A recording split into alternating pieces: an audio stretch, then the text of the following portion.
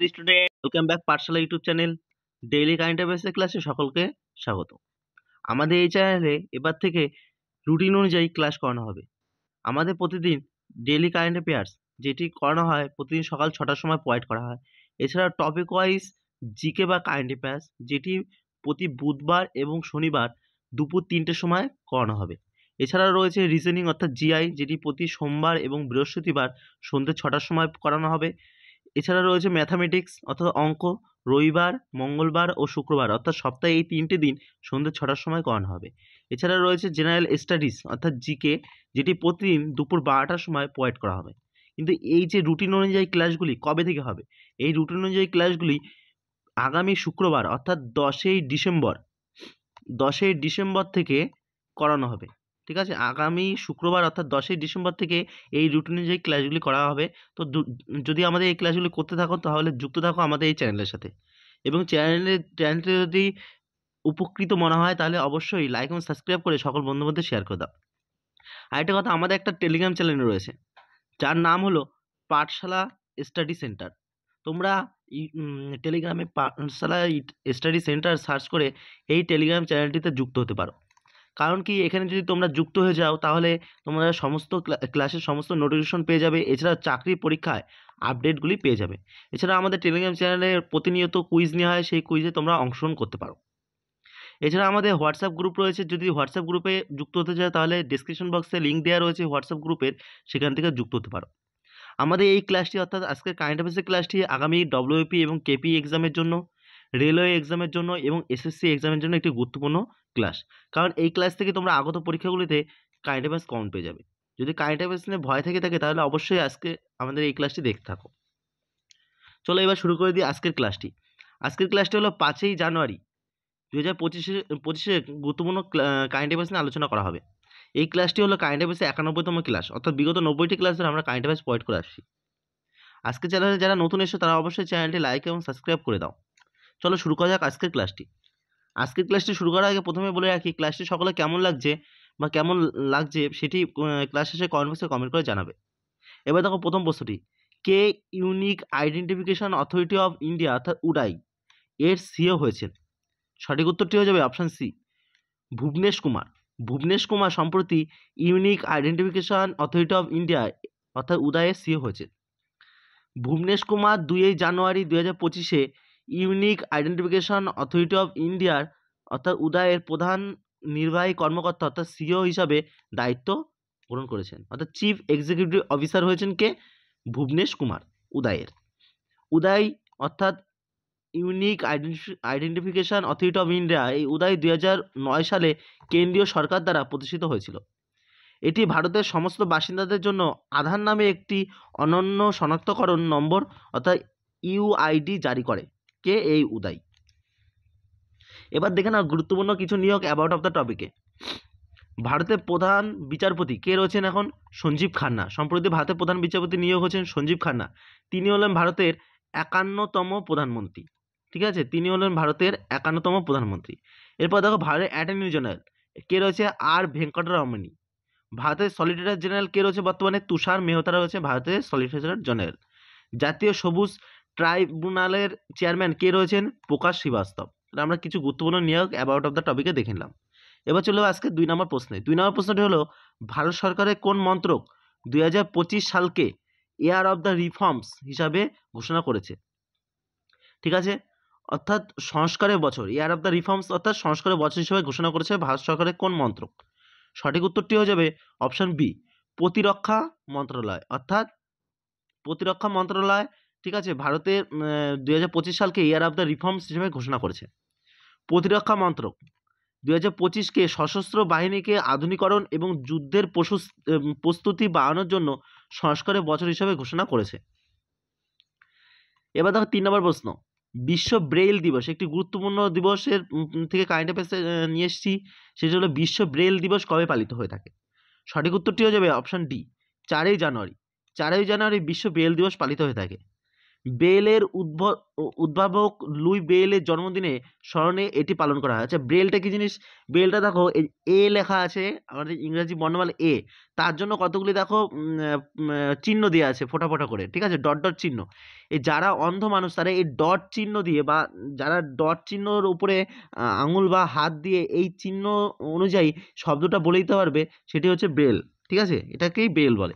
এবার দেখো Luis Braille 4ই জানুয়ারি 1809 সালে ফ্রান্সের কুপ্রেতে জন্মগ্রহণ করেছিলেন। ব্রেল স্পর্শ দ্বারা পড়া হয়, ঠিক আছে, ডটগুলি স্পর্শ করে পড়া হবে, যে এটা এ এটা বি এরকম ব্যাপার, ঠিক আছে। এবার চলো আজকে 4 নম্বর প্রশ্নে। পাকিস্তান কোন দেশের সাহায্যে তার বৃহত্তম পারমাণবিক কেন্দ্র নির্মাণ করছে? সঠিক উত্তরটি হলো অপশান এ, চীন। পাকিস্তান চীনের সাথে তার বৃহত্তম পারমাণবিক কেন্দ্র নির্মাণ করছে। এই প্ল্যান্টের নাম কি? প্ল্যান্টের নাম হলো চশমা নিউক্লিয়ার পাওয়ার প্ল্যান্ট ইউনিট 5। পাকিস্তানের পাঞ্জাব প্রদেশে এই প্ল্যান্টটি স্থাপন করা হবে। এর ক্ষমতা কত হবে? এর ক্ষমতা হবে 1200 মেগাওয়াট। এবার অ্যাবাউট অফ দ্য টপিকে যেহেতু পারমাণবিক বিদ্যুৎ কেন্দ্রের কথা হয়েছে, তাই ভারতের পারমাণবিক বিদ্যুৎ কেন্দ্রগুলি দেখে নিই। প্রথমে দেখো কাকরাপার। কাকরাপার যেটি 1993 সালে প্রতিষ্ঠিত হয়েছিল, কোথায় রয়েছে? গুজরাটে। কালপক্কম 1984 সালে তামিলনাড়ুতে তৈরি হয়েছিল। নারোরা উত্তরপ্রদেশে তৈরি হয়েছিল 1991 সালে। কাইগা পারমাণবিক কেন্দ্র, কাইগা পারমাণবিক কেন্দ্রটি 2000 সালে তৈরি হয়েছিল, কর্ণাটক রাজ্যে রয়েছে। রাওয়াত ভাটা এটি 1973 সালে তৈরি হয়েছিল, রাজস্থানে রয়েছে। তারাপুর, এটি বহুবার পরীক্ষা দিয়েছে। তারাপুর সব ভারতের প্রথম পারমাণবিক কেন্দ্র হলো তারাপুর, যেটি 1969 সালে তৈরি হয়েছিল, যেটি রয়েছে মহারাষ্ট্রের ট্রম্বে। কুটানকুলাম পারমাণবিক কেন্দ্র যেটি 2013 সালে তৈরি হয়েছিল, এবং কোথায় রয়েছে? এটি তামিলনাড়ু রাজ্যে রয়েছে কুটানকুলাম পারমাণবিক কেন্দ্রটি। এবার 5 নম্বর প্রশ্নটি দেখে নাও। কোন ইনস্টিটিউট সম্প্রতি টিনিটাস নির্ণয়ের জন্য একটি ডিভাইস তৈরি করেছে? সঠিক উত্তরটি হলো option A, IIT Bombay. IIT Bombay institute সম্প্রতি টিনিটাস নির্ণয়ের জন্য একটি ডিভাইস তৈরি করেছে। এবার এই টিনিটাসটা কি সেটি আমরা একটু দেখে নিই। টিনিটাস হলো এমন একটি ব্যবস্থা যেখানে একজন ব্যক্তি কোনো বাহ্যিক শব্দ ছাড়াই কানে শব্দ শুনতে পান, সেই রকম একটি ব্যবস্থা হলো এই টিনিটাস। এই শব্দটি হতে পারে রিং, শীষ বা কোনো কিছু গুঞ্জনের মতো শব্দ। এবার অ্যাবাউট অফ দ্য টপিকে আইআইটি সম্পর্কিত কিছু গুরুত্বপূর্ণ কারেন্ট অ্যাফেয়ার্স দেখে নাও। 6Gর জন্য ইন্টেলিজেন্ট রিসিভার আইআইটি ইন্দোর দ্বারা তৈরি করা হয়েছে। IIT Delhi QS world university ranking Asia 2025-এ 44তম স্থান অর্জন করেছে, এবং ভারতের মতন প্রথম হয়েছে এই আইআইটি দিল্লি। আইআইটি মাদ্রাজ হলো NIRF 2024-এর সেরা ইনস্টিটিউট। অ্যাভেড একটি কি বুলেট প্রুফ জ্যাকেট, যেটি ডিআরডিও এবং আইআইটি দিল্লি তৈরি করেছে। শ্রীলঙ্কার ক্যান্ডিতে আইআইটি মাদ্রাজ নতুন ক্যাম্পাস সম্প্রতি খুলেছে।